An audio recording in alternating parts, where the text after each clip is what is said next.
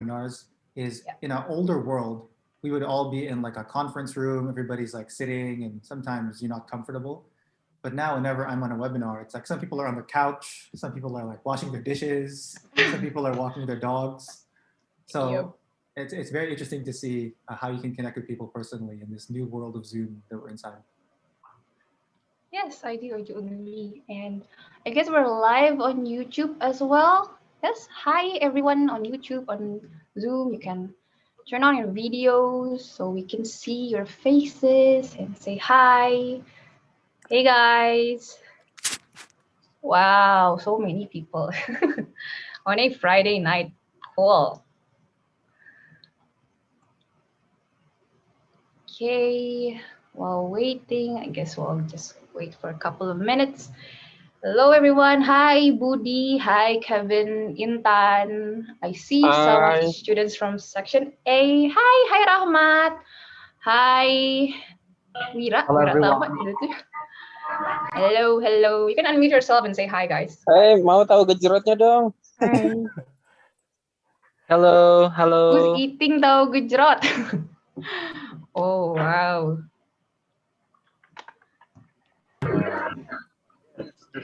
This is the Hi, hi, Hi hi, hi, everyone. hi. Hi, Hai. guys. Hello, Hello section everyone. B. Oh, Hello. Oh, I see a lot of students from batch 6, batch 5, and batch 4, I guess, alumni. Cool. batch four. Who from batch You. four? Who's from batch Wait, four? wait, wait, wait. No, I I'm think I from saw batch someone. three. No. Oh, really? Sorry, Ben. Okay. Okay, I think we can start now. Hello, everyone. Welcome to the 31st installment of Expert Sharing Series, or ESS, by RevoU, where we invite practitioners and insiders from the digital marketing industry to share their experience and expertise to you. And before we start, please kindly make sure that you are muted so there will be no distractions during the ESS. Okay, and my name is Maria. I'm the section manager of section A. Anyone from section A? And I will be the moderator for tonight's session. And we have a very special guest tonight, guys. He is David from HubSpot. Everyone say hi to David. Hi. You can unmute yourself and say hi to David. hi Hai. David. Hi. David. Hi, Hai David. Hi, David. Dave. Hi. How are you, mate? Wow, so many people. Okay, so and tonight we will have a very interesting discussion, which is guidance to new marketers in 2021. So I think this is such a perfect topic for those of you, especially in batch 6 students who are just starting to deep dive into the digital marketing industry, right? And also for those of you who are new here and not a student or alumni of RevoU yet, welcome, guys. Don't be a stranger. You can chat via the YouTube chat and say hi, network with everyone. Be sure to tune into our social media page to look at the upcoming schedules of ESS and also the full stack digital marketing program next batch enrollment. Okay, I think everyone is here. We have around 150 participants on Zoom and more on YouTube. So, David, are you ready? Yes, let's do it. Okay, then. I'll Okay, share the my floor screen. is yours, David. Yep. All right. Everyone, thank you for spending your Friday night with me. I know you could be doing a lot of other things right now, so I really appreciate your spending time. I hope I'm going to make it a very good use of your time. So it turns out that there's a lot of people here who are just starting their journey with RevoU, or some people who maybe were in a previous batch. So just using the Zoom chat or the YouTube chat, just let me know if you have a lot of experience with digital marketing or if it's your first time or you've just completed a course, just so I can understand how to make sure that the presentation is good for you. So if you've just started, just type in the Zoom chat like I've just started. If you have some experience, just type in a little bit of experience, or maybe you are a veteran, like some of my RevoU friends here, then just let me know there. Cool, so just started, great, beginner in marketing, little bit of experience, perfect. Great. Beginner in SEO. Okay, just started. Awesome. Great. Eager to begin. 0. Okay, that's cool. It's totally fine if you don't have a lot of experience. So that just lets me know what kind of examples to use. Because I also, if there's a lot of experts here, then I don't want to be talking about really beginner stuff. Okay, great. Little bit of experience. So before we do that as well, if you could just type in what city you are dialing in from, like where are you calling from? I would just like to, just curious where everybody's from. Jakarta, great. Nice. Bandung. Cool. Great. It's also important for me that you guys use the Zoom chat because there's a few questions I'll have throughout the presentation. And so this just lets me know that, hey, maybe I'm going too fast and you need to tell me that. Or I would also love to hear your input on a few things. Okay, great. So let's get started. So tonight's session is really about when you're beginning your digital marketing career. There are a few questions you need to answer to make sure that you get off on the right foot, right? So these are some questions, and this is some guidance I wish I received when I started my career. And so I'm going to share my experiences and how I would think about these questions. And I would also love for you to participate as I ask some of these questions, and we'll work through it together. Okay, so these are the questions I wish I heard, and hopefully they help you as you start off in your digital marketing career. So these are 3 big career questions. I think that once you complete your journey with RevoU and you're starting to look at career opportunities, you're eventually going to have to answer these questions, or you'll be faced with decisions like this. Should I work for a big company or a startup? How do I find a great job in marketing if I didn't go to a famous school? I don't have any brand names on my resume. Is it still possible for me to find a great job in marketing? And then maybe you're thinking, hey, I enjoyed a lot of what I learned at RevoU and all the skills that I learned, but if I want to have a great career, which skills should I invest in? Should I be an SEO expert? Should I be really good at Facebook ads? How should I think about that? And so I have some thoughts around how to answer these questions, and hopefully they'll help you as you start your digital marketing journey. All right, okay, let's get into it. So what do you think about when, should I work for a big company or a startup? So just so I know, if you guys could name some companies that you look up to for digital marketing in the chat. So when you think about companies that are really good at marketing, do any names come to mind? It's okay if the answer is, I don't know of any companies for marketing, but we'd just love to see how you all think about who's doing good marketing.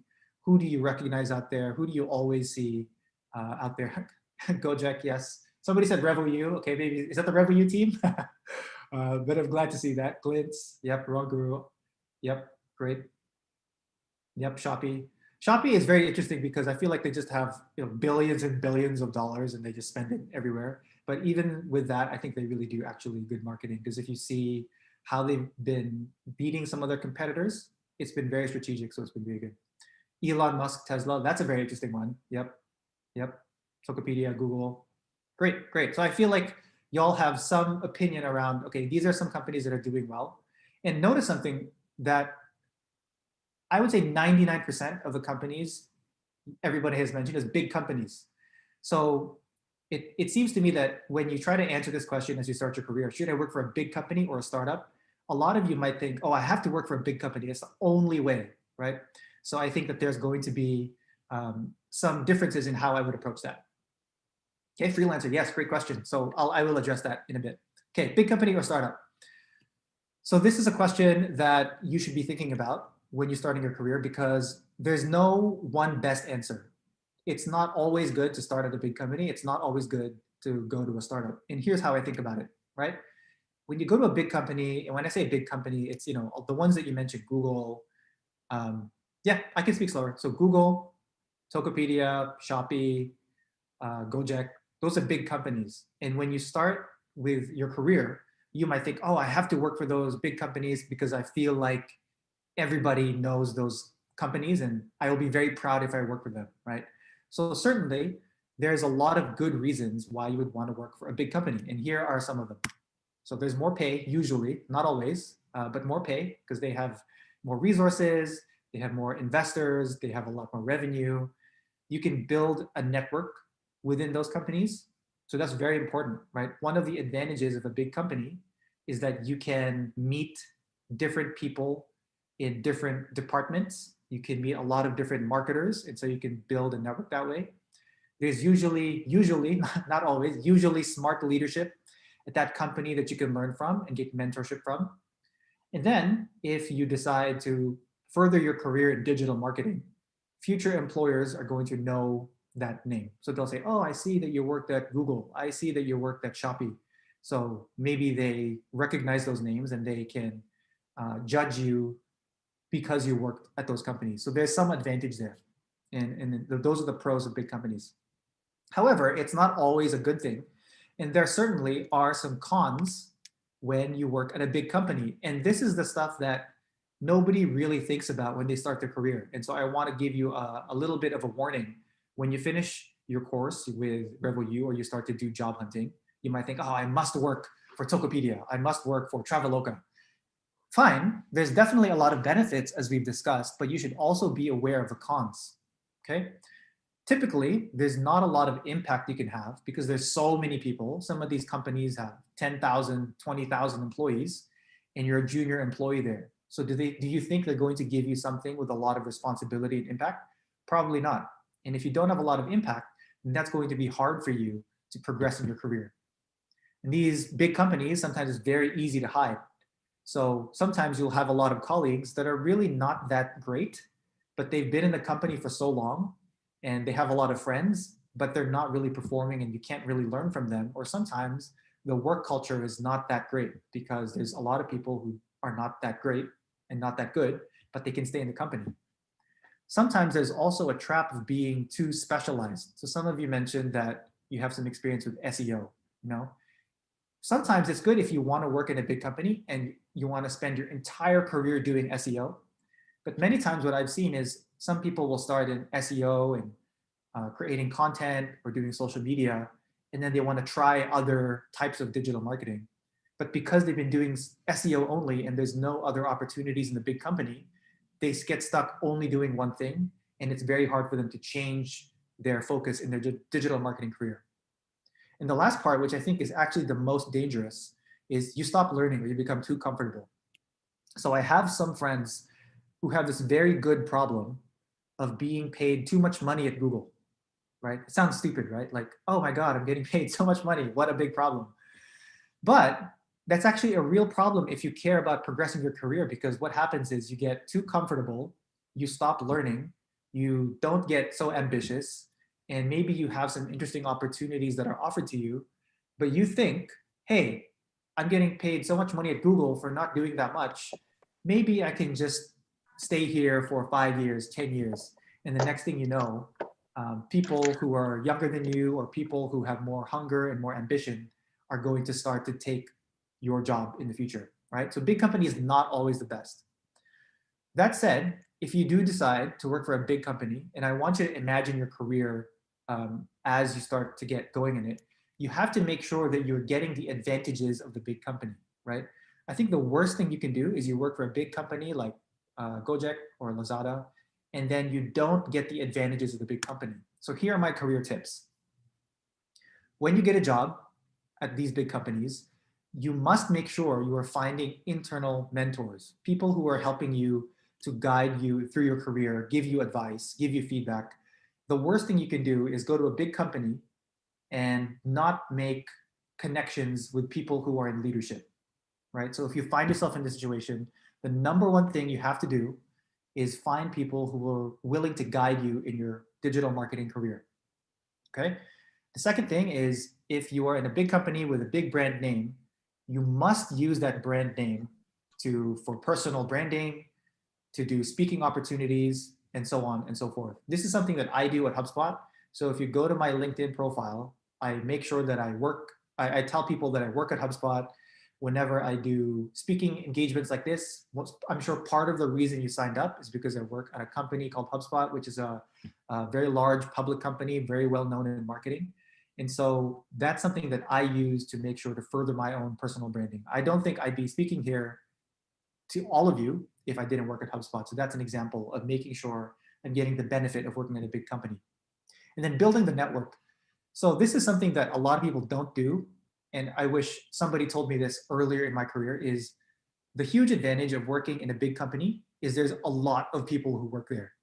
Those are your future connections. Those are the people in the future who will help you find your next job, your future friends, your future connections within the digital marketing industry. So let's say you get a job at a big company, let's say Facebook, and your job is to do digital marketing campaigns, right? Very small social media campaigns. You should make sure you are getting to know people in the sales team, in the support team, in the SEO team, whatever other team. Just make sure you're building your network, because those people are not going to work at Facebook forever. Some of them will go on to start their own companies. Some of them will go to other companies and they'll want to hire you because you are a really good connection with them in Facebook. So make sure build your network. And that goes as well for anything that you're doing. So some of you within RevoU have an opportunity to connect with your classmates, to connect with other people in different batches, right? You should be taking advantage of that, because it's at the start of your career, it's important that you know as many people as possible who will support you throughout your journey. Okay, so that's big companies, not always the best thing to join them. So don't think that just because Google gives you a offer, don't take it just because they're Google. Also think about the pros and the cons, and we've talked about that already. Okay, so let's say that you're thinking about a startup. What are the pros of working at a startup? Okay, you might think that there's more learning because there's fewer people who are doing things, and so you get the chance to get exposure to a lot of different sides. You don't usually get exposure to just the marketing side. Sometimes you get exposure to the sales side. You might have to hire new people. You might have to do something related to finance. And so I think something very important in the startup world is you get to learn how to be a business leader, not just a marketer, which as you progress in your digital marketing career becomes more and more important, becoming somebody who understands how to do the entire business, not just marketing. You learn how to execute very quickly because you have no choice. Usually startups don't have a lot of money, or they have to compete against really big companies. And so your advantage is to execute quickly. And so how do you make a digital marketing campaign? How do you make a digital marketing campaign in 5 days? Where in a bigger company, that campaign might take them 1 month, right? So how do you make sure that you can learn how to execute quickly? So that's the advantage of a startup. And I think the biggest advantage that you get in a startup that you don't get in a big company is that you'll get more responsibility than you deserve. Typically, this means that your title usually is bigger. So if you work at a startup, you might be called senior marketer or director of marketing. Whereas if you work for a bigger company, that would take you, 5 years, 10 years before somebody gives you that title. And that title will then allow you to have more career advantages down the line. Because while everybody else might have something called junior digital marketer in their LinkedIn profile or on their resume, you're going to have director of marketing, head of marketing, and that's going to help you as you progress in your career. Okay, so startups, those are the pros. Definitely some cons in startups as well. So just because a startup offers you a job in digital marketing doesn't always mean you should be super excited, because there's a lot of cons with startups. You get paid less, especially if they don't have a lot of funding. Most startups fail. And when I say most, I mean like 90% of startups fail. And this one is very important to think about because there's a lot of news and there's a lot of press and a lot of media around, oh, this startup is growing 300% and they raised $1 billion US and now they're going to expand all over the world. And this startup is hiring so many people. You have to remember that most startups do not have that story. Most startups fail within the first 5 years. So sometimes you'll see a very good story about a startup. So just be very aware that there's higher risk when you join a startup. And typically, because there are startups and there's smaller teams and everybody has to execute a lot faster, there's a lack of mentorship, which is very tricky when you're starting your career and you need that feedback and you need people to guide you and you need to make sure that you're getting feedback on whether you're doing well or you're not doing well, and somebody to help you think about the next few steps in your career, how to improve, what you can do better, where are the areas where you need to focus to make sure you are going to become a marketing leader further in your career. And something to think about as well, it can be very hard to get the next job because, as I said, most startups, they fail or they don't have any success, or they never become famous. And so when you're trying to get a new job, most people will not have heard of your startup. So they will say, oh, okay, maybe you were the head of marketing at this startup, but I've never heard of the company, or the company doesn't look like it has any employees. Can I really trust that you know what you're doing? So those are the cons of startups, right? Not always a good thing or a bad thing. So you always have to think about which one of these is appropriate for your situation. Okay. So if you do decide to work for a startup, here are some career tips. You want to make sure that you're meeting other startup people. So again, you can get started today with the other classmates and batchmates you have in RevoU. You should always be thinking about your next move. So you're working at a startup now, it's going great, but do you want to stay in this company for 5 years, 10 years, 3 years? You should always be thinking what is next for you, because in a startup, everything is moving so quickly and you're always doing something. It can be very easy to forget about thinking of your career, right? And the last point, I just want to reiterate, not every startup becomes Gojek or Grab. Most of them fail. So you have to make sure that the startup that you're with, it's a great learning opportunity for you. You get exposure to the business side, and you get a lot of responsibility that would be hard to get in a bigger company. Okay, so as you complete your journey with RevoU, eventually you'll have to face this as you start to get your first digital marketing job. And I would encourage you to think, not always big company is good, startup is not always good. So you have to make sure you are taking advantage of the pros of each while making sure you're reducing the cons of each. Okay, this is something we can revisit. If you have any questions, I think Maria put in the Slido link, so please feel free. We can follow up later to make sure that you feel like you have guidance on this one tip. Okay, for me, from my personal journey, when somebody asked me, what should I do? I would immediately have said, of course you will work for a big company because it has a brand name, people recognize it. But now that I know, almost 15 years now working in digital marketing, I know it's not always the best. So just be mindful of that. Okay, so that's the first career question. Should I work for a big company or startup? The answer is not always very clear, and you should think about it for each situation. Okay, now this next one is a very important question, because sometimes it can feel like the best jobs only go to people who go to really good schools, or the best jobs only go to people who have worked in Google, Facebook, Gojek. Sometimes you can feel a bit hopeless, right? But I'm telling you, there's many different ways that you can get really good jobs in marketing, even if you didn't have a famous brand name in your resume or in your background. Okay, so here's how I would think about it. And the way I would start thinking about this is thinking about old world versus the new world. Yes, age actually, you'll see what I mean about old world and new world, because age doesn't matter as much. So in the old world, where you might think, oh, I need to be from a famous brand name company, or I need to be really young, or I need to be from a famous school to get a good job, right? I think that's the old world. And more people in the digital marketing industry are moving away from this. And this is what the old world looks like. Okay, employers will know I'm a smart marketer because I went into a school that is hard to get into, or I work for a company that everybody knows, right? And I call this old world the tell, don't show world. So you're telling people you're good at marketing, but you're not showing them, right? You're saying that your resume or your LinkedIn profile or the companies you work for are enough evidence that you're a smart marketer and that you'll do a good job, okay? I think that might have been true, but I think it's less and less true, especially as we go on in the newer and newer economy. Because I think the new world is looking more and more like this. Employers will know that I am a smart marketer because they've seen my work online before they hired me. They've seen my work on LinkedIn, they've seen my website, they've seen my social media, they've heard my podcast, they've read my blog, they see some projects that I've done, they saw the awards that I've won before they hired me, right? So I think this world, I want to call it the show, don't tell world.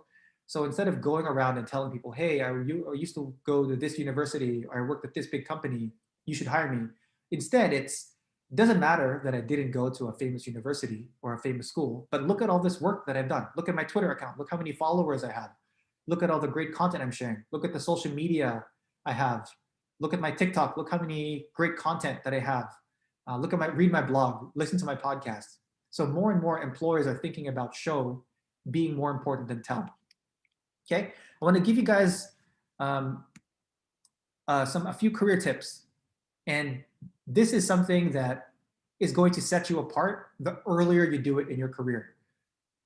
Create things, like do stuff. You're going to learn a bunch of really good things in your journey with RevoU, and don't just take those things and wait until you start at a job before you do something with it. You can start immediately.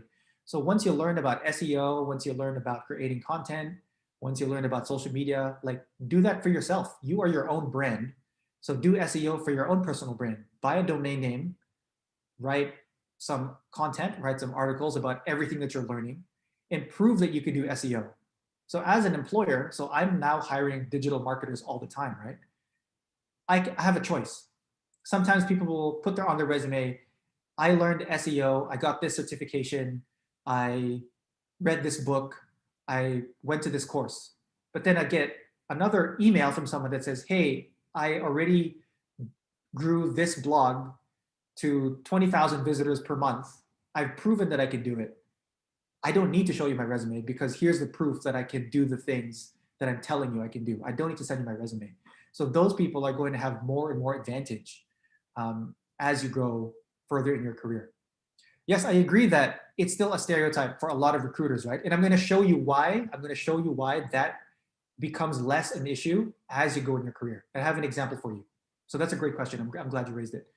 Because when you create things, you build an audience. People will start to follow you. They'll say, oh, this person has such good advice, such good insight. I really like what they share on Twitter. I really like your podcast. I really like the webinars that they show. Now they start to follow you. Some of those people who follow you in your audience, they work for companies, and those companies sometimes will hire marketers. So now those people in your audience will say, hey boss, I know we're hiring for an SEO person or we're hiring for a social media person. Don't put the job description on LinkedIn. Don't post it anywhere. Just hire this guy because I've been listening to his podcast. I've been reading his email newsletter. He's really smart. We should just ask him to work for our company. So that's how it happens. You sidestep and you go around the recruiting team. You go around the HR team and you go directly to the hiring manager.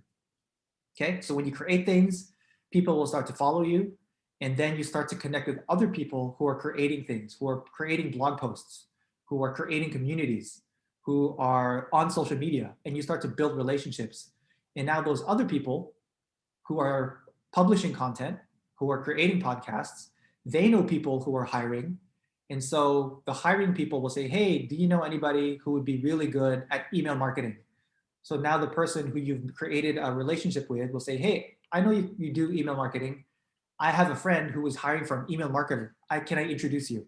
So that's how it really works. That's how it really works when you start to get deeper in your career. In fact, I think my last 3 jobs, I didn't get because actually probably for 10 years now, when I really think about it, 10 years now, I haven't gotten a job because I applied on a job posting. Think about that. The last 10 years, I have not applied for a job. Everybody has found me because of the things I publish online, things that I've written, podcasts I was on, because I created these relationships with people and they allow me to have access to opportunities that other people don't have. So that's the power of starting your career because you created things. Okay. Personal branding. Yes, exactly. Making your own personal branding by creating things, your own business. Oh my God, that's a great point. When you create your own business, you have even more credibility, especially if that business is successful. Because not only are you saying, hey, I'm really good at social media, I'm really good at SEO, I'm really good at email marketing, but I take those skills and I actually make money with them because I have my own business. So every employer is going to love to hear from a person who can connect the marketing skills that they have to growing the business, right? So it's even more important. The personal branding is, I would say, step 1.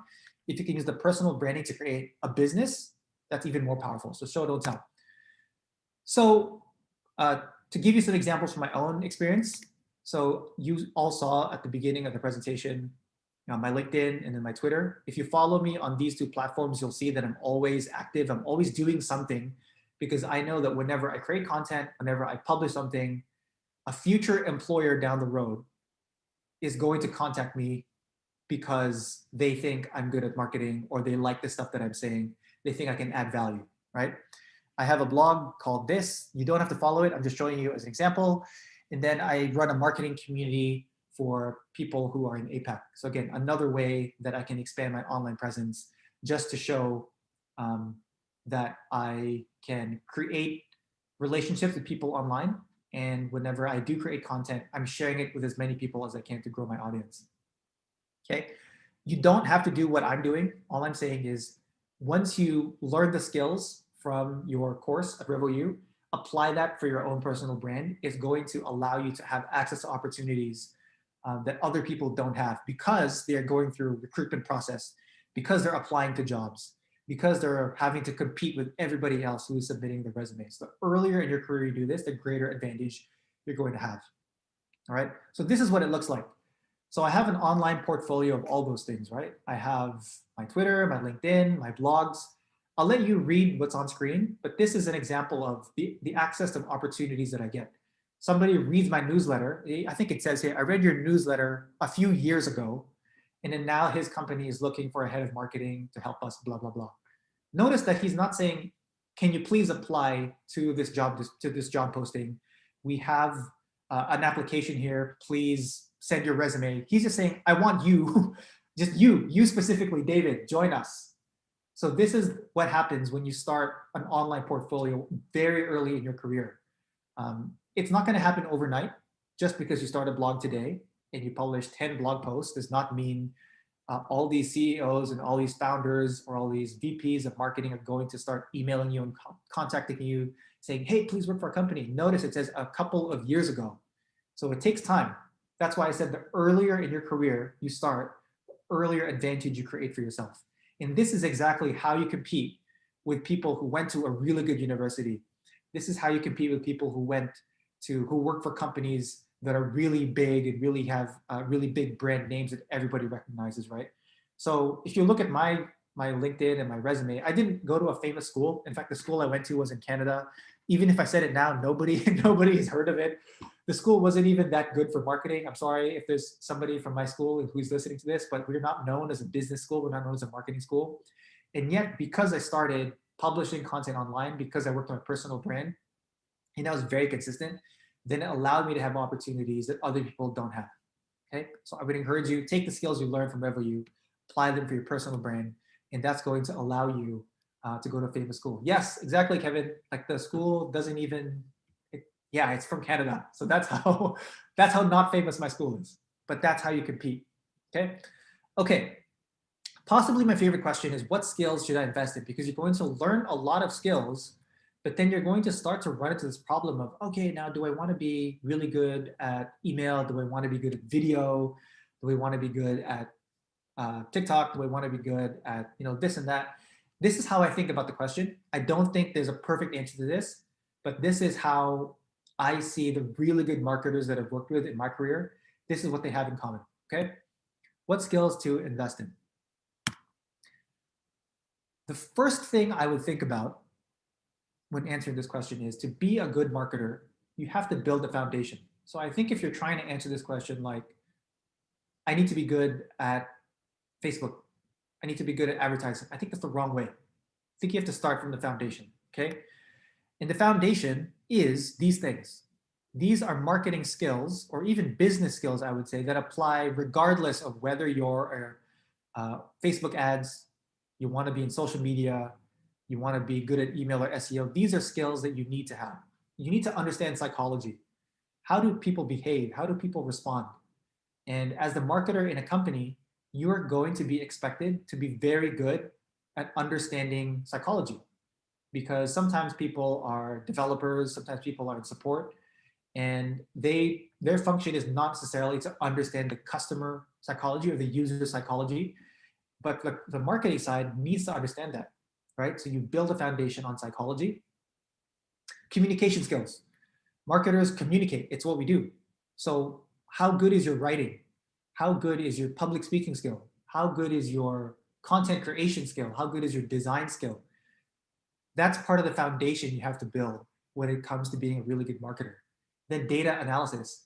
I think more and more you are expected to understand the impact that your marketing is going to have on the business. So, okay, you write a really good blog post, or you write a really good infographic, or you have an amazing viral Instagram post. What impact does it have on the business? How do you know just because your Instagram story got 10,000 views, is that good? Is that bad? You start to understand the data behind the impact of your work, and you will build a lot of good foundations that are going to serve you no matter where you go in your marketing career. Okay? So this is from a company called Buffer. So just to give them credit, I think this is a very good way to think about it. There's three types of skills you should invest in, right? There's base knowledge, there's a marketing foundation, and a channel expertise. The base knowledge is what I discussed, right? That is going to help you regardless of what type of career you get into. Customer psychology, communication skills, and data analysis. Then you start to think about the marketing foundation. Then you think about channel expertise. Okay, so what skills you should invest in, I think goes in this direction. The ones on the left, they never change, regardless of, 20 years from now, they will still be the same. And 20 years ago, they were still the same. But on the right side, they're always changing, right? So TikTok wasn't really a thing 5 years ago. 5 years from now, will they still be around? I don't know. There might be something new. And so you shouldn't just start your career investing necessarily in TikTok and thinking that this is going to serve you for the rest of your career. You have to invest on the base knowledge that's going to serve you throughout the rest of your career. Okay. And some of you already know where this is going, and I'm going to be talking about the T-shaped framework. Okay. So base knowledge, marketing foundation, and then building your channel expertise. Earlier in your career, I want you to think about making sure that you understand the base knowledge, because everybody is going to be thinking about only the channel expertise. They're only going to be focusing on this. How do I get good at running webinars? How do I get good at paid events? How do I get good at PR? How do I go viral? Everybody only focuses on this. And sometimes they spend the rest of their career just thinking about different channels they get good at. But they'll never become a marketing leader. They'll never become a business leader if they don't build this base knowledge, right? So while everybody else, including yourself, should be focused on understanding this, you're going to give yourself a huge advantage by building your base knowledge, okay? How you do that, we can talk about in the Q&A, but this is a very important way for you to start to build your career. T-shaped, the reason this is T-shaped is because we talk about the base foundation of the skills you should build, right? The T just means that you should focus on a few specific channels early in your career, okay? So what I'm not saying is focus on specific channels and only do those channels. What I'm saying is build the foundation and then focus on specific channels to build on. What you should not do is, okay, I'm going to get really good at community. Then I'm going to get really good at email. Then I'm going to get really good at building events and webinars. Then I will master Facebook ads. Then I'll get good at SEO. You should really pick one or two and really go deep on them for, let's say, 3 to 5 years. And hopefully in your journey with RevoU, you'll get a taste of these different things so you know what to experiment with. So my career tip for this section is you have to experiment, you have to play around, which is why it's so important for you to build your own personal brand, because it gives you another way to experiment. So as you build, let's say, a TikTok profile for yourself or Instagram profile, documenting your digital marketing journey, you're going to learn what it means to go viral. Maybe you'll learn what it means to do content marketing.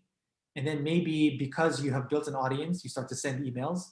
So it's very important for you to start to build a personal brand, because it allows you to experiment on a lot of things, to know what you like, what you don't like, what you're good at, what you're not good at, and what skills you want to invest in. And so you can build your T this way, right? So the T is very important. Again, the point here is most people just focus on the channels, which is the bottom part. But if you want to become somebody who's really good at marketing and even great at marketing throughout your career and become a marketing leader and a business leader, you have to invest in the base knowledge in the marketing foundation. All right, so let's recap. Those 3 career questions that you're going to face once you start to build your career, once you're finished with your learning and to get your career off the ground. Should I work for a big company or a startup? How I would answer that is it doesn't matter actually, big company or startup, both are good. Okay, both are good. But whatever you choose, make sure you get the most out of the experience. The worst thing you can do if you go to a big company is not make a network, not make friends in different departments, not build relationships with the leadership, but you just sit in your own corner and do campaigns and don't talk to anybody. That's the worst thing you can do. Just because you work for a big company with a brand name doesn't mean it's going to give you advantage further in your career. Okay. If you work for a startup, make sure you maximize the experience. Okay, maybe the startup doesn't have a brand name, maybe it doesn't have a lot of money, but you're going to learn way more and you're going to learn a lot of business things that you don't have exposure to for a big company. So make sure you get those exposure. Make sure you talk to the founder and say, hey, I want to understand how you do budgeting. I want to understand how you do hiring. When you talk to the press, can you take me with you so I understand how to talk to reporters? Because in a big company, nobody's going to allow you to talk to reporters if you're just a junior person working in that company, right? So make sure you maximize the experience. How do I get a great job if I don't go to a famous school? Create a public portfolio, and you don't have to wait. You can do this today and build relationships with other people who are creating public portfolios, right? Document your journey. You don't need to be an expert that says, yes, I'm a digital marketing expert, and that's the only reason I talk about digital marketing. Anybody can do this. You can just say, I am learning, I'm a learner about SEO, and I just want to write down everything I'm learning. If you get value, if you learn something, that's great. Join my email list, follow me on Instagram, and build relationships with people that way. Okay. What skills should I invest in? Early in your career, I think you should work on your T. So think about the channels you want to invest in, and you get that by experimentation. You get that by the learnings and the lessons you're going to get from your digital marketing program here at RevoU. But make sure you're always investing in your foundational skills, because that's what's going to set you apart as you progress through your career. All right, so hopefully that was helpful, everyone. I think we're going to transition now to the question and answer portion. If you enjoyed that, please feel free to follow me on LinkedIn, on Twitter. That's where to find me. But I'm happy now to transition to the Q&A portion. Okay, thank you so much, David, for the eye-opening session. I feel like a lot of us are getting new insights from you, especially how to choose wisely your channels early in your career, and also how to document your journey online, and don't afraid to build relationships, network online, guys. Okay, so we will proceed to the Q&A session. I will share the questions on Slido. Let me share my screen. Okay, so I guess you all can see my screen now. And yep. Okay, so there are some questions here. I will pick some of the most relevant ones. So first one is from Pandu. How should we convince recruiters that we are a good digital marketer, even though we are a very newbie with very little experience? So maybe if you don't have a portfolio yet, or if you're still very new to the digital marketing field. So yeah, so I address this in create an online portfolio as quickly as you can. Yeah. The answer is don't go through recruiters, don't rely on recruiters, build an online portfolio and go to the hiring manager, go to the CEO, go to the head of marketing, make sure they see your work. And the way you do that without being spammy or being annoying is by creating something online that proves you are a good marketer. That's how you go around the recruiters, right? So that it applies to anybody. Even if marketing is not your first career, maybe you've had a long career already and you're switching into digital marketing for the first time in your 40s or 50s. That's totally fine. All hiring managers care about is, can you do the job? And the way you can prove that without a long resume of experience is, hey, look, I have a blog, I have a TikTok.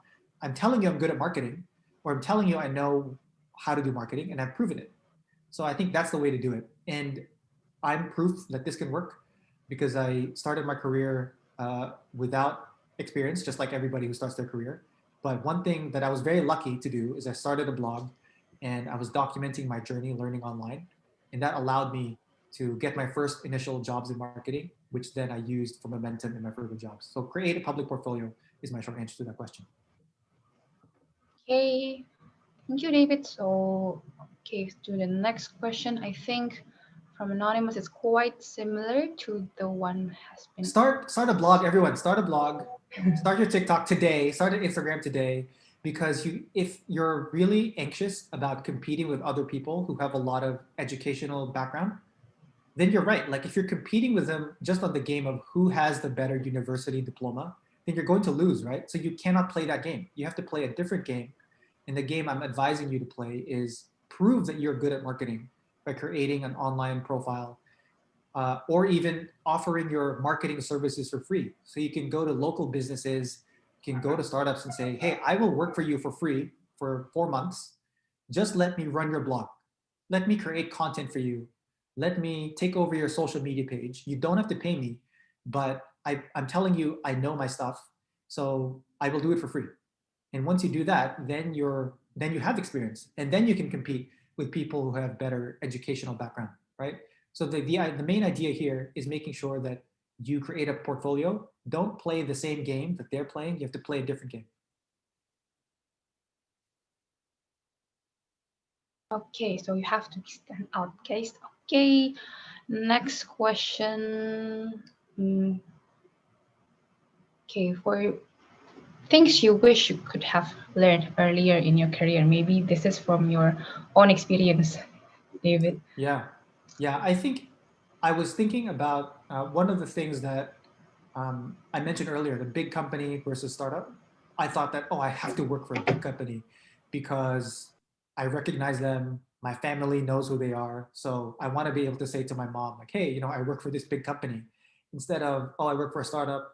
No, mom, you haven't heard of them. And I want my mom to be proud of me, right? But it's actually the wrong reason. Like, you shouldn't pick a company to work for because your family is proud of you. That just does not make any sense when you really think about it. You should work for a company that gives you the most opportunity, whether that's a big company or a small company. I've given you some tips on how to think about that.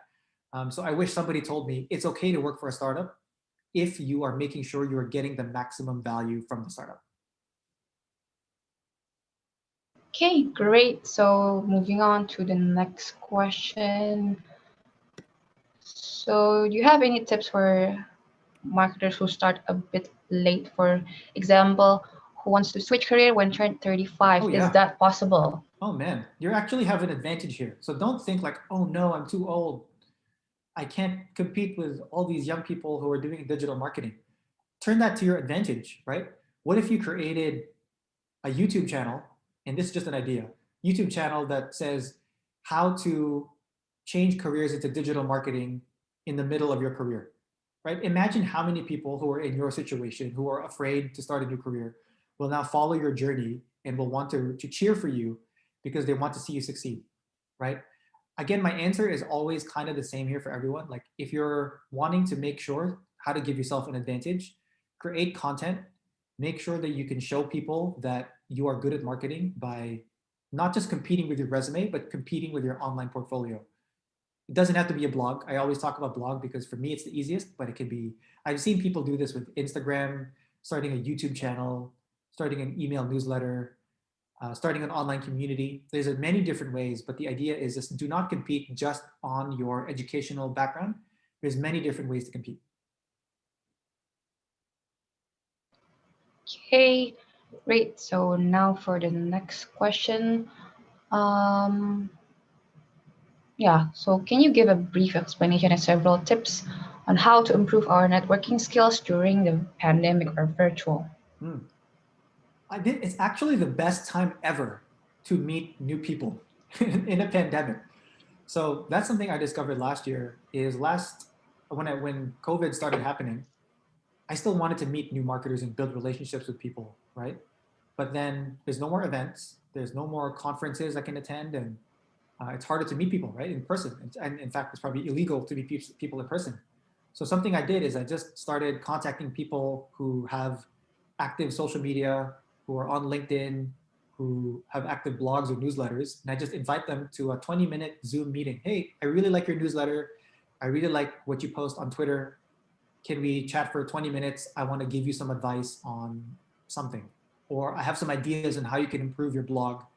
Let's chat for 20 minutes. Or I really like your YouTube video about how to do SEO.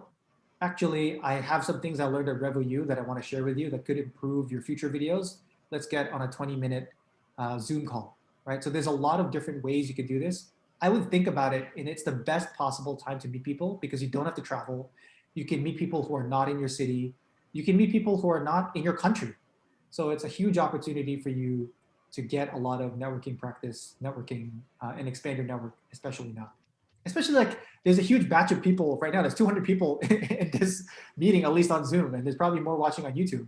So you can connect with everybody here and expand your networking this way. So there's, I think the world is full of opportunity. Whenever there's a problem, like, oh, I'm too old, or I can't meet people in real life, you have to think about the opportunity on the other side of that. Because there's, if you view the world that way, you have a huge advantage of everybody over everyone who is thinking it's only problems. Great. Okay. Another great question is from Mikan. So, oh wait, nah.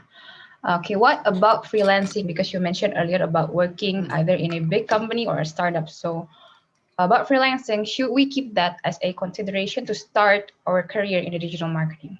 I would think of freelancing as something you do on the side. I think early in your career, you should be working. And again, this is my opinion. Many people will have different advice depending who you ask. My opinion is you should work for a company, whether that's a big company or a small company, doesn't matter. But freelancing is something you do on the side to keep practicing and building your skills. I think if freelancing is your main job, it can be difficult because typically you don't have a big network necessarily, or your digital marketing skills are not that good yet because you're just starting. And so you might not have a lot of great results for clients if you can even find clients, right? However, if you work for a company, if you work for a big company or small company and you do it on the side and think of it as a way to get additional practice, then I think it's a huge advantage. But I would start your career working in a company because that way you can get mentorship, you can get different types of experiences, and use those to further build either a freelancing business or further your career.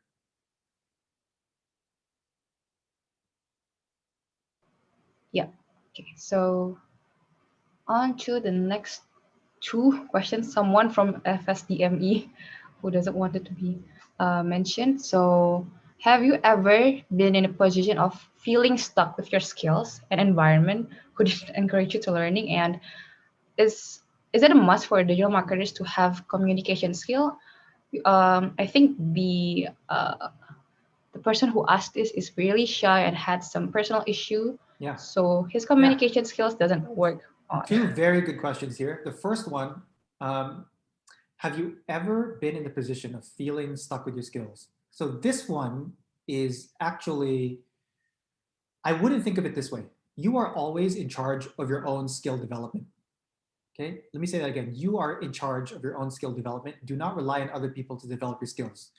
So when you're feeling stuck with your skills, this is going to sound very harsh or maybe even rude, but it's your fault. If you're stuck with your own skills, the internet is full of information. There's tons of people out there who will help you develop your skills. So it's just thinking about understanding, remember that T shape that I showed you, right? Where do you want to develop? Is it getting more practice in your foundations? Is it the T? So the feeling stuck with your skills should never happen because everybody can always improve and the information is out there. So it's just on you to make sure you are learning.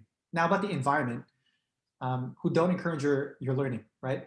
Part of the solution to that is taking the ownership for your own skill development so you're less dependent on the environment.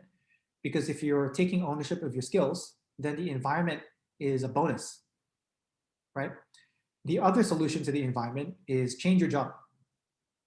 I think if you're in a company where it's just very negative, very toxic, then it's going to be very hard for you to change that environment because maybe the manager doesn't believe in it or the company just doesn't believe in it. So you should just change your job as the solution or take ownership of your own skill development. So the second part about also related to skills, digital marketers to have communication skills. Communication skills doesn't necessarily mean public speaking. Communication skills also means writing, also means creating content where you don't have to show your face. So it's okay if you're shy. Some of the best marketers I know are shy. Some of the best marketers I know are introverts because they're very thoughtful around what they say and what they create. So when they do create something, it's very well thought out. It sounds like it was written by somebody who has examined all of the issues on a particular topic. So when I say communication skills, it doesn't always have to be public speaking. It can be many different kinds of communication. Wow, what a great answer again from David. So, yes, it's okay, guys, if you're an introvert. It doesn't mean that you cannot be a good digital marketer, right? And then for the next question, okay, so Anonymous asked, what are the necessary traits a digital marketer should have? And what are the biggest challenges as well? Yep. So it goes back to that T shape, the necessary traits. So if we speak about digital marketing specifically, then you need to understand your T. Like, what are the channels that you're claiming to be an expert in or you want to develop your career in, and really focus on those. So those are the essential skills if you're a digital marketer. You can't be a digital marketer and not have a specialty. Like, every digital marketer is good at something more than others. And biggest challenges as a marketer, I would say, is in my current stage of my career, is um, finding marketers who can think about the business side as well, right? So there's a lot of marketers who are very good at SEO, very good at Facebook ads, very good at PR. But if you want to find a marketer who understands why PR is important or why SEO has impact on the business, it becomes more and more rare, which is why I advise everyone to develop certainly your channel expertise in the T, but also develop your base marketing skills and base business skills. Because that's further in your career going to allow you to have more opportunities and have better impact in your companies.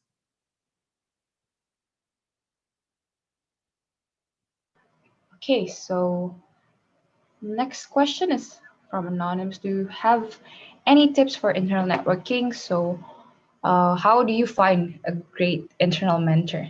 Yeah. Okay. So mentors in general, this is the wrong way to do it. Okay. This is what people do, but I'm just telling you, do not do this. Do not say, "Hello, Mr. VP," or "Hello, Mr. Director. Will you be my mentor?" Just please never do that. It does not work that way. Why does it not work that way? Because imagine you are the VP, imagine you are the CMO, imagine you're the director, and you get 20 messages a day saying, "Please mentor me," right? Well, all you're doing is taking. You're just taking. Like, "Hey, Mr. Important Person, give me stuff. Give me mentorship, give me advice." But it doesn't work like that, right? You should be giving them stuff. You're saying, "Hello, Mr. VP. I know that you're very busy, but I noticed that there's these 5 things we can do to improve our performance in this very important department. I think we can improve our website in this way. I think our hiring, when we hire people, we don't give them enough guidance. And so they're taking very long to be productive. Or I think, look at all these typos we have in our emails. I want to proofread every email we have to make sure when they go to our customers that we look very good. So I want to offer these things." So you give them value and they start to see you as somebody who has a lot of initiative, has a lot of ambition, and they start to give you advice. And then you earn their mentorship, you earn their attention. And through that, you build an informal relationship with them that can become a formal mentorship relationship eventually. So I think you start by giving value. You start by providing them with a preview of how ambitious you are with the attention you provide. And then that's how you get mentors internally. Or here's an example from my own experience is, within HubSpot, there's a certain way we do events, for example, right? We always do events in a certain way. But I just tried something different. I changed 1 or 2 things about how we did events. And then it was very, very successful. Like, the ROI was very good, or the return on my effort was very good. And so I took that, I wrote a very short 1-page summary of what I did, and I sent it to some of the internal potential mentors in my company and said, "Hey, I know you're in charge of events and you spend a lot of money on events. Here are some things that I experimented with on my own. I already finished it, but take a look, and you can, if you want, I can talk to the other people on your team to improve events as how we do it in a company." So because of that, I already gave them a preview of how I think about improving something. And instead of asking for mentorship, I give them value by helping them improve something they're already working on. And that's how you start to build an internal mentor relationship. Cool. Okay. What a comprehensive answer David gave. So, okay, on to the next one from Anonymous. You mentioned about speaking engagement for personal branding. Can you share a bit how did you get started on this? How did you start? Yeah, for speaking, I used to have this wrong way of thinking about speaking engagements, like, oh yes, the world will just recognize how smart I am and they will invite me to speak at a conference, or they will invite me to speak at an event. Like, that's how I thought about it, which is pretty stupid. But I know that a lot of people think that's how it works, right? You get invited to speak at an event because you're so great and you're so smart. That's not how it works. How it works is you do something interesting, or you have a online portfolio that has an interesting audience. Then people want you to speak at their event because you're already doing something interesting, not because you're smart. So the way you get started is by creating, it goes back to what I mentioned before, just create a public portfolio, whether that's with your company. You know, when I say public portfolio, it doesn't always mean you have to start your personal brand.com. Sometimes it means you work for a company like a startup, and then because you build up their blog, because you build up their social media profile, because you do a really good PR campaign for them, then a conference will want to say, hey, you did a really good PR campaign for that startup. Can you tell us how that worked, how you did that? And then that's how you start to build those relationships. So it starts by doing interesting work and making sure that interesting work can be found online. That way, people will want to invite you to speak at their event, or when you pitch yourself to speak at an event, then you have something to share. So that's how you get started. Create interesting work, and then the speaking engagements will happen naturally. Right, right. So let your portfolio speak for itself, right? Yeah, and then build relationships. Like, one of the reasons I'm here is because, I know one of you guys in the RevoU team, so this is a perfect example of how it works. Okay, great. Another one from Anonymous. Why is everyone anonymous? So I've been working at a startup company for 2 years. So normally, how much time do we need to change from a startup to a bigger company? Mr. Anonymous, if you want to unmute yourself and share a bit about your experience, that would be okay. They want to be anonymous, but please reveal who you are. So we can get a better background Sure. story I of mean, I'm your, happy to hear if the person is willing to share. if anyone. So I think he's shy. So It's okay. It's okay. So here's what I think about, right? There's no perfect amount of time.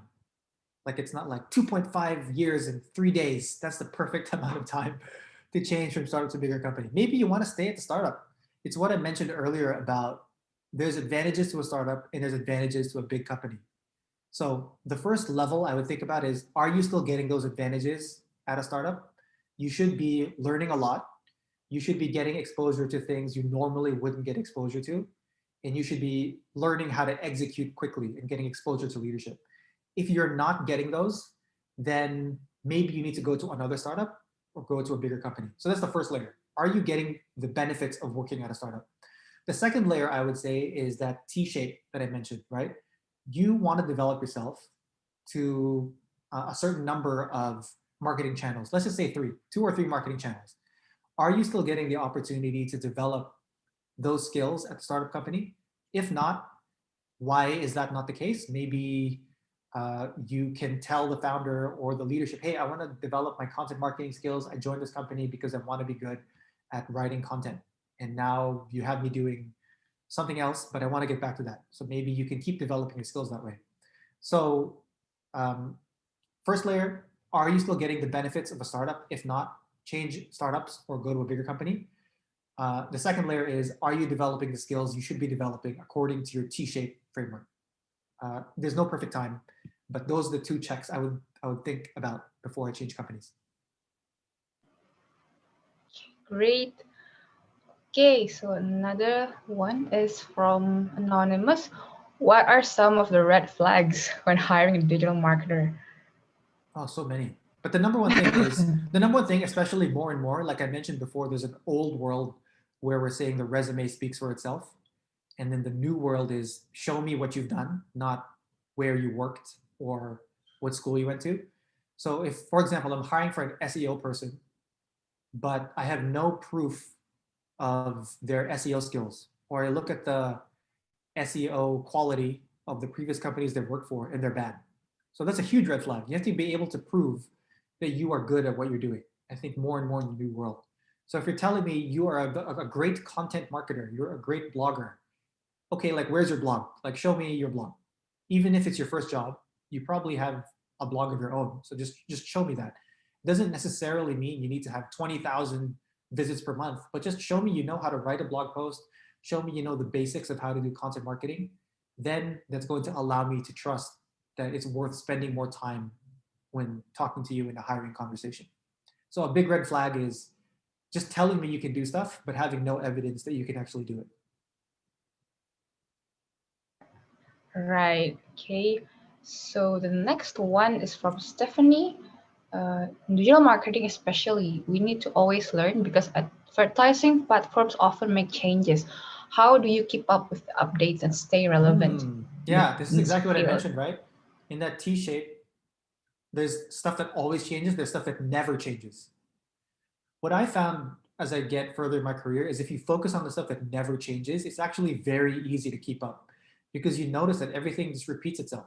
So I'm not anxious just because TikTok is huge, because I understand that something eventually will replace it, or I understand the dynamics of how TikTok works because I've invested my marketing and business foundations. What you'll learn is you don't always need to understand the different new platforms that will come. Sometimes you realize you only need to focus on one or two. Sometimes you need to focus on the ones that are relevant to your business and ignore everything else. So the answer there is focus on your fundamentals, focus on the base foundations because those things never change. And that's going to allow you to adapt very quickly when the channels change or when there's new advertising platforms. Okay, great. So next question is any tips in terms of time management as a digital marketer? Okay, this is not a digital marketing question, but I Maybe guess from your own personal experience. yeah, just a general. I mean, it's a tough question to answer because there's not a lot of context. Okay, one tip I will give you though. One tip I'll give you is think about your time like you would think about your money.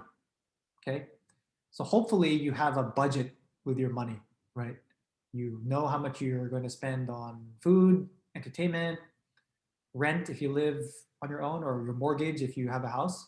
Like you have a budget, right? Like my certain amount of money comes in every month, and you say, okay, this much I will spend on this much I will spend on this. Treat your time the same way. Think about like every month I get 30 days. I'm going to spend those 30 days in a certain way. So I'm going to spend 5 days doing this, 2 days doing that, and that's it. I'm not going to spend more time doing this. And you can break it down. Every day you get 24 hours, right? So I'm going to spend 8 hours sleeping. I'm going to spend 2 hours maximum messing around on social media or reading stuff that doesn't apply for anything, just for entertainment, maximum. So I think if you budget your time, like you budget your money, then you'll have a huge advantage over people who don't even think about their time as something that it should be managed. There's a lot of people who like open up YouTube. Next thing you know, 4 hours have passed. And like, oh my God, I've just been watching stupid stuff. Or open up Instagram, and next thing you know, 3 hours later, like, oh my God, I was just on the explore page, and the whole afternoon has gone by. But if you say every day I'm only going to spend an hour maximum on Instagram because I want to spend an hour investing in myself, reading about my T-shaped marketing skills or listening to a podcast, you're going to be in the long run a huge advantage over people who don't think about investing in themselves. So think of your time as you think about your money. Okay, so spend your time wisely, just like you spend your money, right? Okay, so for the next question, this is such an interesting question for me. If everyone makes content, if everyone in the world makes content, who would be the audience? I'm a little bit conflicted about this because I feel like nowadays there are too much my God. noise Yes, in the digital you know world. what? I laugh because this is a good question. It's something that everybody asks, right? Just because there's so much content doesn't mean it's for everyone, right? I mean, look, there's 200 plus people still on this Zoom. Like, why are you here? There's so much webinars you could be watching. There's so many articles. I don't think I'm saying anything particularly unique, but you're here. So you're an audience for content that could be anywhere else. So I think the answer here is create content for yourself as one way to answer this question, because if you create content that's personally interesting to you, you're going to find other people who can resonate with you and think what is interesting to you is also interesting to them. And the other is, if you focus on adding value, then it actually doesn't, you take the focus out of yourself. Like, instead of thinking, who am I to be creating content? There's so much content already. And you flip it and say, hey, I actually know stuff. I've learned something. I want to share it with other people and leave it up to them. It almost becomes a moral obligation for you to share and publish that content, because there's people you can help. Think about, instead, the people who you can help, as opposed to thinking, oh, there's too many blog posts, there's too many Instagrams. Sure, there's a lot out there, but it's not like everybody consumes everything all the time. And there's things that you know through your experiences that could help other people. And so if you share that content, if you view it as helping other people, as opposed to just adding noise, then it's a much healthier way to think about publishing content. So 2 things there. If everybody makes content, doesn't matter, because it's not like everybody reads all the content in the world. And the other part is, take the focus out of yourself and think about helping people. And then you'll build relationships that way. And it's a much healthier way to think about content creation that's going to serve you in the long run. Wow, another great answer from David. So next one. From A, tell us a bit about your bitter experiences. So the not so pretty side of the digital marketing field in daily life and how you overcame it. Yeah, I mean, bitter experiences is it's very strong. I don't know how to answer this question. I guess it would just be very tactical things. So for those of you who are going to invest your time learning more and more about Google ads and Facebook ads, you're going to find that it's a huge pain to work in that interface, because it's so slow. There's so many things you have to do.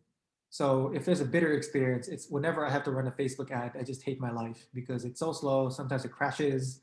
My laptop fan becomes very loud. It crashes Chrome. I have to restart everything. So digital marketing can be very fun, but sometimes when you have to work in really slow software, and unfortunately, Facebook ads is something we all have to do at some point, but the interface is just horrible. So it's not like I think about it too much. I'm not like crying in the shower about how I have to use Facebook ads. But if I had to think about a bitter experience, that's probably one of them. Right. On to the next question from Kevin. You want to unmute yourself, Kevin? Maybe? I saw Kevin earlier. Hi. Hi. You can ask directly. Yeah, actually, I wanted to ask this before because, like, I always think about if I want to find a mentor, what kind of values that I can give to them before I try to get that mentorship relationship. But I think David answered it before already. So yeah, no, thank you for that. It's a good one, Kevin. And there's many different ways you can think about it, right? So I'll try to answer it giving different examples. One of the things is what I mentioned earlier, like giving them ideas. And the other is very specific to each mentor. So not all mentors are the same. They all have different businesses, they all have different jobs. But imagine somebody who is a really smart marketer who you look up to, and they have their own business. They just started something, right? One thing you can do is use their software or use their product and become a fan of whatever they're doing. And then say, hey, Mr. or Miss X, I know you just started something. I really love it. Can I be a testimonial on your website? I'll give you a really great review. Or I'll check out this really detailed YouTube video I made, giving a walkthrough or giving a review of your new book, your new startup. It's a very positive review, and I just wanted to share that with you. So now you're getting on the radar, because that's value for them, right? They just started something, and testimonials or reviews are very important to them. And so they're going to notice you and they'll appreciate you. Now you're on the radar, and what you do with that attention now is up to you. Right? So that's a different example for adding value. All good. Kevin, do you have any? Yeah, thank you so much for the insight. Yeah, it answers perfect. Thank you. Great. Okay, on to the next question from Sairoh Asmita. If you're here, you can unmute yourself and ask directly. Sairoh? Or maybe we can just answer the question, what are the recurring myths and misconceptions about digital marketing from both employers and people who are considering pursuing a career in this space? Yeah, I would say one is that digital marketing is this like magic thing that solves every problem. You know, there's a funny word in front of the word marketing is digital. So people think, ah, yes, everything is now trackable and Google Analytics, and we can see all the stats, and therefore we know every single thing that's happening. So I think a huge myth and actually a problem in thinking about digital marketing is that everything is now trackable and you know exactly what's happening with all of your customers, right? The digital part just covers the digital part. Don't forget that there's a non-digital part to marketing as well. So just because you're a digital marketer, don't forget that people talk about your company when they're not on the internet. And so you have to think about that as part of impacting your work. You know, I don't know how much experience you guys have in terms of Google Analytics, but one of the things it'll say is X% of your customers came from organic search or because they went to Google. So you might think, oh my God, 80% of people who go to our website find us from Google. So we should keep investing in Google. You know, that might be the right answer, but it's very possible they found you on Google because you're running TV ads or because you have an article in the newspaper, you know, somebody wrote about you. And so they typed in after they read your article. So a huge myth is thinking about digital marketing as solving every problem in the world when it comes to marketing, and then forgetting that there's a whole important world of offline marketing or non-digital marketing that as a business leader, you should be taking it into account as you try to grow a business using marketing. So let me try to wrap that up for somebody. If you're pursuing a career, it's important to start maybe in the digital side because it's the T shape, but as you move further down, move further on your career, don't just think about digital marketing only. So that's getting trapped in the channel side, right? Think about how everything in marketing connects to impact the business. At the end of the day, somebody wants to hire a marketer because they want more revenue. They want more downloads. They want more something, right? You have to understand how the marketing activity connects to that business impact. And the trap is people just think, I will only do Facebook ads, and that's the most important part of the business. That's the only way to grow my career, and that's how they get stuck. So start off in digital marketing, sure. Eventually find yourself thinking about a marketer in general, digital or non-digital. You're right. So the next question from Anonymous, how to keep being competitive in a good way and convince people when you're happy to work in big companies. How to have healthy competitions. Yeah, I'm not sure how to answer this question. Let me try to, how to keep being competitive in a good way. Is there competitive in a bad way? Convince Maybe people. like putting people down or... Yeah. When you happen to work in big companies. I think I need more context to answer this to better. So maybe the person who's anonymous, I'm happy if you unmute or you answer ask another question. Anyone who... But it will just go back to my answer around create a public portfolio, because then you're actually, it doesn't matter if you're competitive within, I don't know, the people within the same company, but you're playing a different game as everybody else. And so you can actually have an edge in that way. So unless I have more context, I can't really give a good answer. I would just say, go back to creating a public portfolio. And that way you can prove that you're good outside of just your resume. Okay, great. So another question is, do you have tips to make proper and good portfolio for new digital marketers? Do anything. Do literally anything. Start a TikTok talking about your digital marketing career. Maybe you have a friend who has online e-commerce business. Okay, go help them and just prove that you can actually put your digital marketing knowledge to use. So just do literally anything, because that alone will put you at a bigger advantage than people who are not doing this. If you want a practical tip, okay, go start a blog and document your journey as a digital marketer. Okay, great. Okay, for next one is from Dindin, FSDMF from Batch F. You want to ask this yourself, Dindin? You can unmute yourself about TikTok. Or yeah, we can, maybe she's shy, maybe we can answer it directly. Yeah, so what are your opinion about TikTok? basically. Yeah, it's okay. You can ask a follow-up question, and then if my answer isn't sufficient. TikTok as a marketing channel is thinking about it too much in the channel side, right? So I think as a marketing channel, it's interesting, but it is only interesting if it applies to your business, right? Let's say you work for a company that is like you work for a bank, then TikTok is not really that interesting, maybe like because maybe you are not selling to the people who are using TikTok, but maybe if you're in selling beauty products, then maybe TikTok is great, right? So I don't have a strong good or bad opinion on TikTok. I only think whether it is relevant to the business that you're using TikTok for. I think it's fun. I think it's interesting personally, but whether it's going to survive or not, I mean, I don't think I'm qualified to answer that question. I think TikTok will be around for a while. Whether it will survive in 10 years, 20 years, I don't know. Should you invest in it? Again, it goes back, is it important to your business? Is it important to your personal brand? Maybe you decide to start your online portfolio on TikTok by sharing your digital marketing tips or sharing your exercise routine. Maybe you are really good at personal training or fitness, you're very healthy. Maybe you start a TikTok about how to get a six pack even during a pandemic. You know, get a six pack just by doing home workouts, and you do tips on that, right? So should you invest if it's relevant to what you're trying to accomplish, whether that's in your business or your personal brand? Then sure, you should invest. But if it's not relevant to your business, then you should not invest. And that goes for any marketing channel, not just TikTok. Okay, great. Another question is from Fanbel.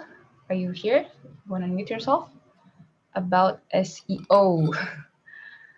So are you here or yeah? It's just a weird question. People don't read articles anymore.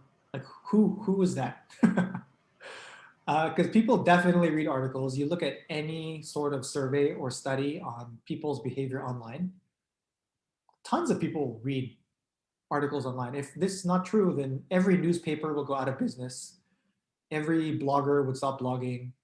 So SEO is for sure relevant. Like HubSpot would not exist if SEO is not relevant because we sell software that helps you do SEO and we're growing a lot, right? So I think it depends on the industry. Okay, I think it depends on the industry because not everybody competes on SEO, not everybody competes on content marketing. So you have to be more specific around the industry on whether SEO is relevant or not. I think it's definitely relevant for any business where research is involved. I don't think it's relevant for, I don't know, let's say restaurants as an example. It's not a great example, but people typically don't pick a restaurant based on top 10 tips on how to eat your food. You know, maybe they go because their friend recommended it, they saw on Instagram, or they walk by the restaurant. That's how they choose a restaurant, not necessarily on SEO. But again, not a great example. But hopefully my point is coming across that SEO is going to be around for a long time. Google is going to be around for a long time. They're one of the biggest companies in the world. So they'll be around. Right. Okay. Another question is from Anonymous, how to connect with someone with higher profile on LinkedIn or real life? Maybe what makes them want to connect with us, the newbies? Yeah, comment on their stuff. So you don't need to be connected with them or follow. I think you can just follow people on LinkedIn without connecting with them. So you can interact with their stuff. So again, show them value instead of just asking for value, right? Comment on their stuff, reshare their stuff. Maybe you take their 10 best posts and create a blog post that says the 10 top things I learned from X. And hey, I really appreciate your advice. Thank you for sharing with us. Just wanted to let you know I created this video about your best lessons. I don't want anything from you, but here you go. You know, so create value, show them value, and then they'll want to connect with you. Right. Okay. The next question is, how do you overcome the challenges of executing marketing campaigns across Asia with such a myriad of cultural, linguistic, market differences and localization? Yes, this is a good question because Asia, I think, is one of the most interesting regions in the world. We are fragmented not just by language, but by culture, by religion, by economic ability and economic development. Some countries have a lot of purchasing power and some don't. By technological sophistication. So there's a ton of different dimensions by which countries are different, right? And anytime you're in a situation where there's a lot of different dimensions, you can't really do one blanket marketing campaign. You have to go very specific. So that's what we do at HubSpot, and that's what successful companies do. So Grab is a great example. What they do in Singapore is very different from what they do in Malaysia, or what they do in Hong Kong is different from what they do in Philippines. Actually, I think they exited Hong Kong because they couldn't make it work. So you have to go specific to the market is the answer. Anytime you're in a situation where there's too many differences between markets, that means you cannot do one generic campaign. So you have to do specific campaigns. Right. So next one is from Sarah. What do you think about job hoppers in general? Will it affect how the company see Yeah, it's a the tough one. person? If you are going through the traditional job interview recruiting process, like you're submitting a resume to recruiters, it could be tough because I know some recruiters are like, we don't look at anybody who has been job hopping, which is like 1 year, one company per year for the last 3 years. Like that doesn't look great for them because think about it. The company says, I want to invest in you, but I don't want you to leave after 1 year after we train you, right? So that's one of the reasons for that. I think that if you are going to be a job hopper, you should have good reasons. Like maybe it's out of your control, like the company did a layoff or the industry was impacted by COVID. So it's not really your fault. But you should have a really good answer for why that is the way it is. And if you don't have a good answer, then you have to make a good answer, or you have to, again, play a different game. If you don't have a great competitive edge, if you're playing the resume game, then you have to create a different game, which is, and I think I've said this 100 times by now, but it really gives you huge advantage, create a public portfolio. So it doesn't matter if you're a job hopper, because yes, I'm a job hopper, but that maybe I have a really popular TikTok page where I showcase my cooking, and now I have 100,000 followers. So when I'm applying for a job that is about social media, I could say, yes, I've been a job hopper, but look, I've proven that I'm really good. Go to my TikTok. You don't even need to send your resume, to send them a link to your TikTok page. So those are my answers. Yes, it will affect you if you don't have a great answer for it, or if you can't spin it in a very good narrative. But if you don't have a good answer, then it's up to you to play a different game, which is typically create a public portfolio.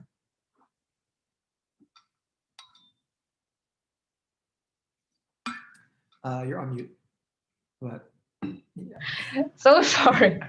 Okay. Okay, so I think we're on to the last question of tonight. Sorry, guys, we still have 40 question, but I think this will be the last one. So what kind of behavior psychology do you recommend to learn? Do you have any recommendations? Yeah, this is really good because you are reading about like classic psychology, like those names you mentioned. I would read about the stuff that's happened in the last 30 years, I would say. So that's a good foundation, but some of that stuff has been like disproven, like Freud. Some of his ideas are crazy and don't apply anymore. So try to read about stuff in the last 30 years. There's a lot of good psychology books. So I'll just name a few. There's a book called Influence by somebody called Robert Cialdini. That is impossible to spell, so I will just type in the Zoom chat, Cialdini. His book Influence is very famous, so once you find that, you will better understand. There's another book I would recommend called Predictably Irrational. It's also in the Zoom chat. So those things are about psychology and how to influence people and how what you would expect the behavior from people to do can be different from what they actually do. So those are the two books I would say. If you go on, let's say, Amazon and look at those two books, there's a ton of recommendations, and then I would just see what interests you and keep reading about that. I'm still on mute again. Okay, so guys, so sorry for the questions that hasn't been answered by David. So because of the time limit, that would be the end of the Q&A session. And before you go. Thank you, David, for all the great answers and interactions. I believe all of us has learned a lot from you today. And before you go, please do give some feedback on the feedback from here on the chat. Give you some time to share, to fill in the feedback, guys. And you can unmute yourself and say thank you to David directly. While Thank you, David. Thank you, David. Thank you, David. Thank you so much for your sharing. Have fun. Thank you, Have a great time. David. Bye. Thank you, David. Thank you, David. Thank you for sharing. David. Bye. Thank you okay, all. there's Goodbye. a lot of people. So Thank you, David. okay, guys. So last but not least, I think we can take a picture together and connect with David afterwards on LinkedIn, guys. So if you're still here, do turn on your cameras and I will screen capture. Wow, we have so many